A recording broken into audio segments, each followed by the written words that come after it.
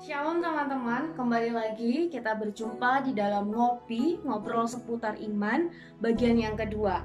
Minggu lalu kita telah bersama-sama belajar dan melihat kembali bahwa Tuhan menciptakan diri setiap kita itu begitu istimewa. Kenapa? Karena kita diciptakan segambar dan serupa dengan Allah. Dan kita semua ini adalah mahakaryanya Tuhan, di mana masing-masing dari kita sedang diproses dan dibentuk dan terus sedang disempurnakan oleh Tuhan. Kita juga telah melihat bahwa Tuhan menaruh chip di dalam kehidupan kita. Dan hari ini kita akan belajar pada bagian yang pertama, yaitu karunia rohani. Untuk yang pertama-tama, kita harus tahu apa itu karunia rohani. Dan bagian paling penting yang harus kita tahu adalah karunia rohani itu tidak sama dengan kemampuan alamiah. Kamu dapat menjadi seorang arsitek, wiraniaga, atau manajer yang sangat berbakat, tetapi semua itu bukan karunia rohani. Bakat itu berhubungan dengan teknik dan metode, sedangkan karunia berhubungan dengan kemampuan rohani.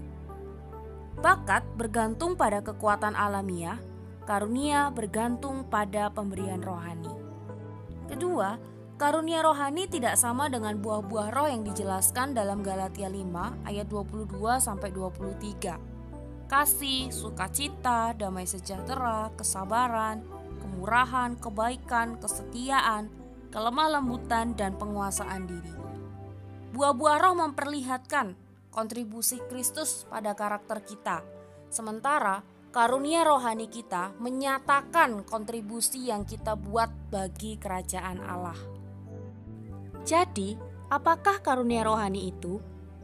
Karunia rohani adalah sebuah kemampuan khusus yang diberikan oleh Allah dan diberikan kepada setiap orang percaya oleh Roh Kudus pada saat ia bertobat atau pada saat ia menjadi orang percaya dan untuk membagikan kasih-Nya dan menguatkan tubuh Kristus.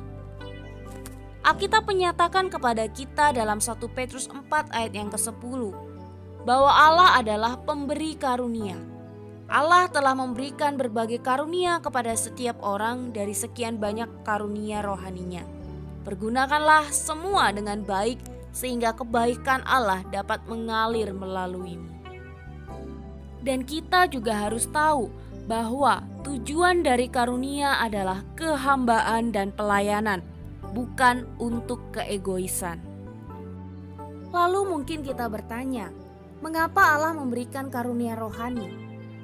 Teman-teman, dalam 1 Korintus 12 ayat yang ke-7 Paulus berkata, "Tetapi kepada tiap-tiap orang dikaruniakan pernyataan roh untuk kepentingan bersama." Jadi karunia roh yang Tuhan berikan kepada kita bukan untuk kita ataupun berbicara tentang diri kita. Mereka bukan diberikan untuk melambungkan citra diri kita atau sebagai suatu penghargaan khusus dari Allah. Mereka tidak diberikan untuk meninggikan kita pada suatu tingkat kesuksesan dan kebesaran duniawi. Tetapi mereka menjadi milik kita, yaitu untuk mengekspresikan tujuan untuk memberkati tubuh Kristus dan gereja.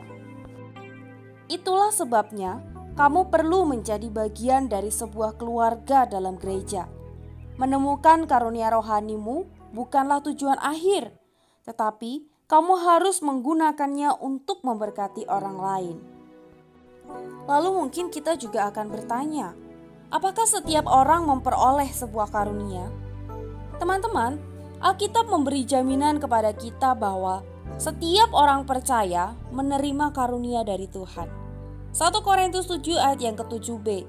Tetapi setiap orang menerima dari Allah karunia-Nya yang khas, yang seorang karunia ini, yang lain karunia itu. Dan kamu mungkin merasa kamu tidak terlalu berbakat, tetapi Allah berkata bahwa setiap orang Kristen itu mempunyai setidaknya satu macam karunia.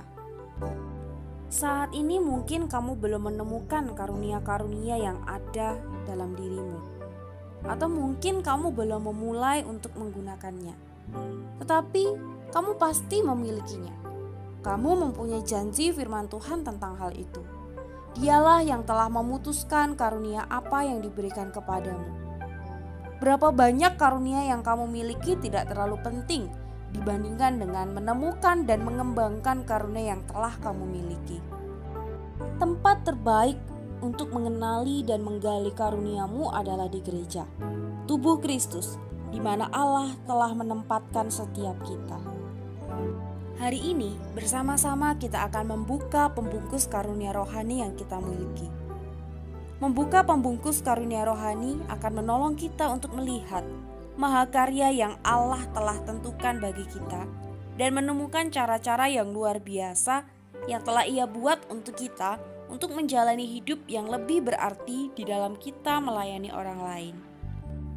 Kunci untuk menemukan karunia rohanimu ada dua.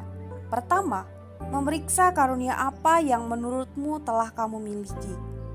Kedua, melayanilah dalam berbagai peran untuk melihat mana yang memberikan kepuasan terbesar bagimu dan hasil terbesar untuk Allah.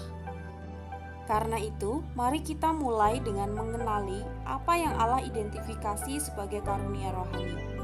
Untuk melakukan hal itu, kita perlu melihat 5 bacaan Alkitab berikut ini.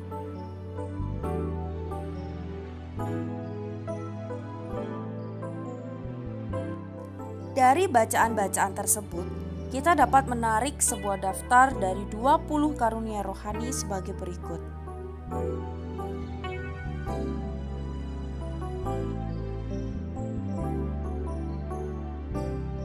Nah, untuk lebih mengetahui karunia rohani apa yang ada di dalam dirimu, silakan boleh mengisi Google Form yang telah dibagikan oleh pengurus, dan jangan lupa sertakan email kamu untuk kamu boleh mendapatkan balasannya.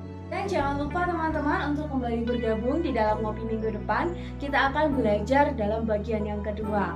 Tuhan Yesus memberkati kita sekalian. Sampai jumpa.